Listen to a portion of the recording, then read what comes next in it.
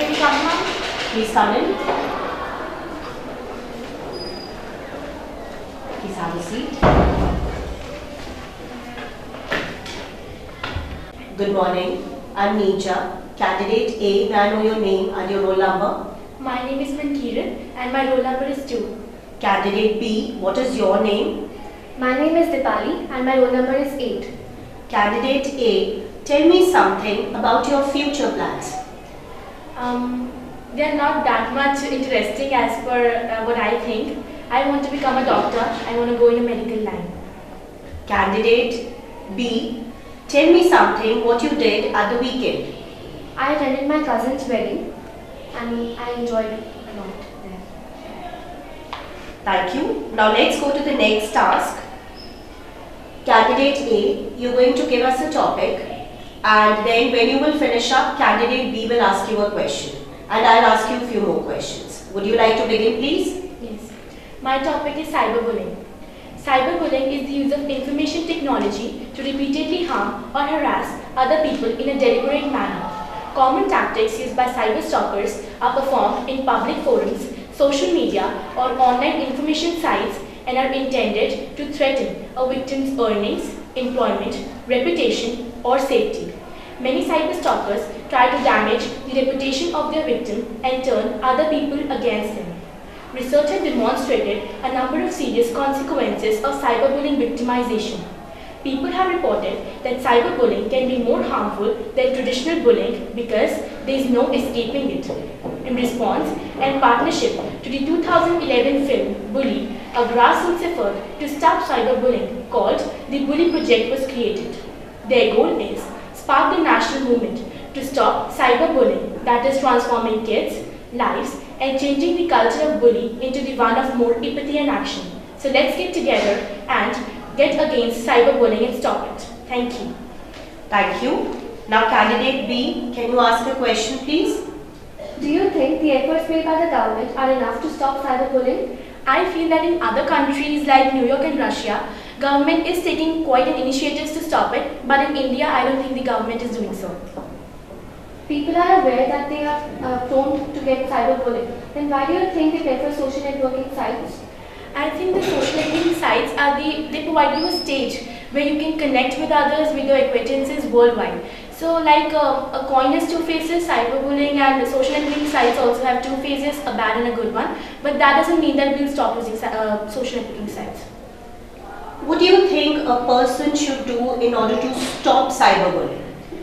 I think educating other people and campaigning and compelling the government to do, making some initiatives against it, I think that a person can do. Thank you. Now Candidate B, you're going to tell us about your topic, and when you have finished, Candidate A will ask you a question and I'll ask you some more questions. Would you like to begin, please? My topic is women empowerment in India. Women empowerment is a new phrase in the vocabulary of gender literature. The phrase is used in two broad senses, that is, general and specific. In a general sense, it refers to empowering women to be self-dependent by providing them access to all the freedoms and opportunities which they were denied in the past. In a specific sense, women empowerment refers to the enhancement in their position in the power structure of the society. The Indian women have cast off the age-old shackles of male domination. They have come up to their own and started scaling the ladders of social advance with pride and dignity. But women empowerment still remains an illusion of reality. The women belonging to the rural areas are still totally untouched by the winds of changes. They still live in misery and in superstition and slavery.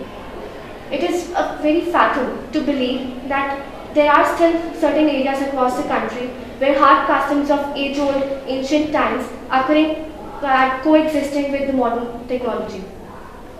I believe that in order to stop discrimination on the basis of gender, we have to take our stand and women have to help themselves. Thank you. Thank you. Candidate A, can you ask a question, please? Is women empowerment essential for emerging India?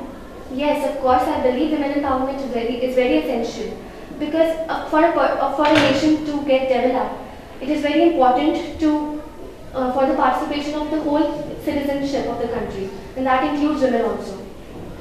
Do you think India is doing anything to empower women? Yeah, is making efforts, but they are still not enough. Thank you. How can women today help themselves? I think that they should unite and try to educate themselves more and more. They should try to grab every opportunity to become stronger and more powerful than before. Thank you. Now let's go to the next task. I'm going to give you a card which has information about a problem. I would like you to read the information and then discuss together how you're going to solve the problem. You have 2 minutes to do that. Here is your problem.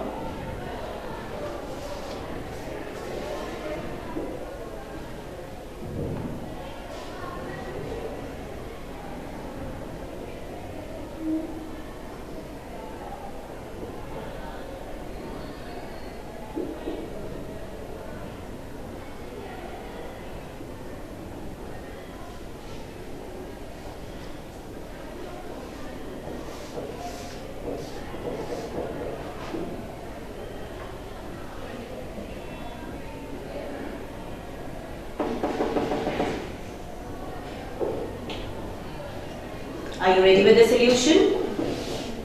I think I will be with her. I'll motivate her and tell her that there is nothing to be nervous of. Yeah, I agree with you. I'll motivate her and encourage her to stop worrying, or else she's just ruining her performance. Do you think your solution will be effective one? Yes. Yeah. Thank you. That is the end of the test. Goodbye.